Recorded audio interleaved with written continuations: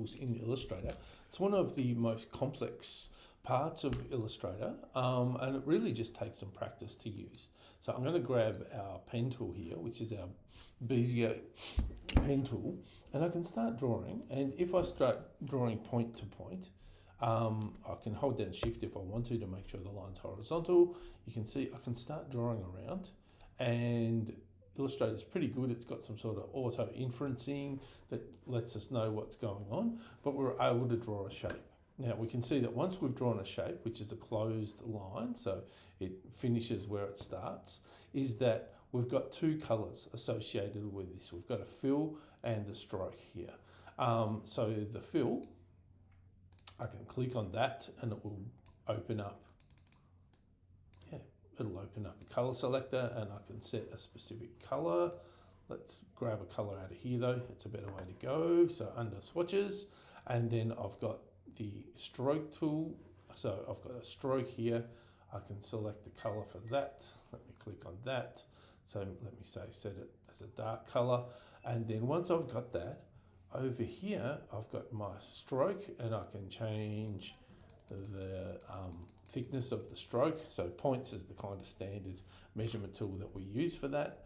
And if I click on this, if I click on this one here and go show options, we've got some extra stuff here. So I can put rounded corners here on my strokes, which is nice and tidy, looks cool. I can add in a dashed line here and I can change how the dashed line looks. So I might have 6 point, the gap I might make say 12 point. So I can start to, and you can start to create patterns with these dashes as well here by adding in extra here. And you can also have arrowheads on the ends of things, okay? And also we can have slightly different profiles for those. So that's one use, that's creating just a really basic closed shape, but we can also grab this pen tool and we can start, as we work, you click and hold down and it'll give you these Bezier handles you can bring out, and we can start to create shapes with these. So I'm going to click here, I'm going to click here, okay, and I'm going to finish up here. So I've added Bezier curves to all of these. That dashed line's a bit annoying, so I'll get rid of that. Okay, so that's pretty good. And then we've got a few other tools here that the pen tool's got. Let me just hold it down. We've also got add anchor points.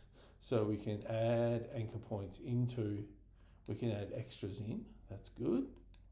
Okay, so wherever we need extra anchor points to move geometry around or make it a bit more complex in shape, we can do that by adding that anchor point. Also, if we'd been drawing, let me just click on this again. If we had been drawing, say, this shape and we decided that we wanted more of a curve in this here, I can hold this down and you'll see that there's an anchor point tool, which is that little triangle-y shape. So once I've got the anchor point tool, I can click on an anchor point. What I do is I can just drag it out then, I'm holding my mouse down all the time, and it'll start to give me these handles. So it's changed it from being just a straight point with an angle to a curve Bezier. And if I come back later and I want to adjust that, I can click on it at any time and I can adjust these handles. So they're kind of the main points, I suppose, to working with the pen tool. Okay, it takes a bit of practice. You're often thinking like a couple of moves ahead as you get experience with that tool. But the really only way to get with it is to just practice with the tool. But it's one of the most powerful drawing tools, and something that once you've learned how to draw with Bezier curves, it follows across a lot of other software, and it's a really great skill to have.